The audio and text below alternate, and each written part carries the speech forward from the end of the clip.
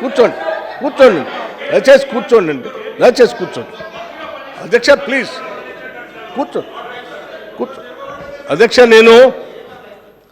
సబితా ఇంద్రారెడ్డి గారు మాట్లాడింది చూశాను అధ్యక్ష చాలా ఆవేదన భరితంగా బాధతో వారి సభలో మాట్లాడుతూ ఉంటే చూసి సరే వారి బాధ ఏంటో ఒకసారి నేను కూడా మాట్లాడదామని వచ్చాను అధ్యక్ష అధ్యక్ష కాంగ్రెస్ పార్టీలో 2004 కంటే ముందు వేరే పార్టీలో ఉన్నటువంటి సబితా ఇంద్రారెడ్డి గారిని కాంగ్రెస్ పార్టీలో చేర్చుకొని టిక్కెట్ ఇచ్చి వారిని 5 సంవత్సరాలు ఫుల్ ఫ్లెడ్జ్డ్గా మంత్రి చేసి 2009లో మళ్ళీ టికెట్ ఇచ్చి మళ్ళీ మంత్రి చేసి ఒక దశాబ్ద కాలం అధ్యక్ష అత్యంత ముఖ్యమైనటువంటి పోర్ట్ఫోలియోలు వారికి ఇచ్చి ఒక దశాబ్ద కాలం వారు మంత్రిగా కాంగ్రెస్ పార్టీ చేసింది అధ్యక్ష 2009 వినండి 2009 నుంచి 2014 వరకు మంత్రిగా ఉన్నటువంటి సబితా ఇంద్రారెడ్డి గారికి 2014లో కూడా కాంగ్రెస్ పార్టీ టికెట్ ఇచ్చింది అధ్యక్ష సరే దురదృష్టమో అదృష్టమో 2014లో కాంగ్రెస్ పార్టీ అధికారంలో రాలేదు టీఆర్ఎస్ పార్టీ అధికారంలోకి వచ్చింది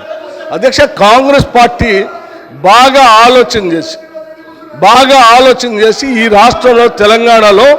కాంగ్రెస్ పార్టీ లెజిస్లేచర్ పార్టీ నాయకుడిగా ఒక సిఎల్పి లీడర్గా ఒక ఎల్ఓపిగా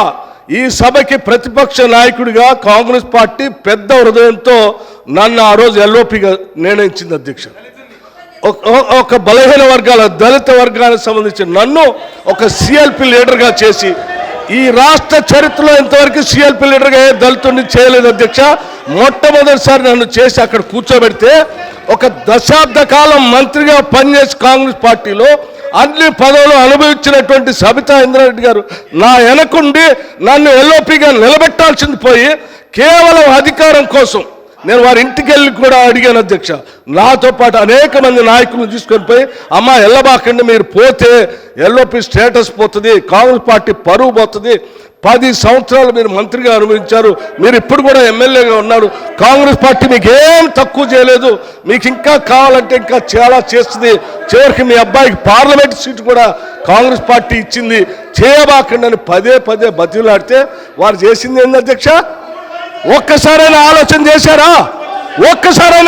చేశారా మీరు ఏం ఆలోచన చేశారు అధ్యక్ష నీ అధికారం కోసం మీ స్వార్థం కోసం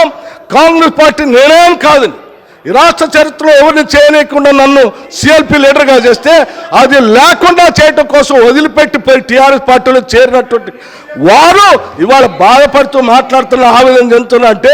ఆవేదన చెందాల్సింది ఎవరు అధ్యక్ష నేనా కాంగ్రెస్ పార్టీ లేకపోతే ఈ రాష్ట్రంలో ఉన్నటువంటి ప్రజాస్వామ్యవాదుల ఎవరు అధ్యక్ష బాధపడాల్సింది వారా ఇంకా ఏం ముఖం పెట్టుకొని ఈ సభానాయకుడిని రేవంత్ రెడ్డి గారిని ముఖ్యమంత్రి గారిని పట్టుకొని ఇంకా మాట్లాడుతున్నారు దేనికి మాట్లాడుతున్నారు అధ్యక్ష ఏం చేశారని ఏం గొప్పలు సాధించారని ఏం చేశారని పార్టీలు మారి పరువు తీసి మొత్తం ప్రజాస్వామ్యాన్ని కూలి చేసింది కాకుండా ఇంకా మాట్లాడుతూ ఉన్నారు ఆవేదన చెందుతున్నారు బాధపడుతున్నారు అంటే బాధపడాల్సింది ఎవరు అధ్యక్ష ఇది కాదు బాధపడాల్సింది మీరు ఏం మాట్లాడుతూ ఉన్నారు ఇంకా ఏం కూర్చోండి దయచేసి కూర్చోండి అధ్యక్ష ఏం మాట్లాడుతున్నారు ఇంకా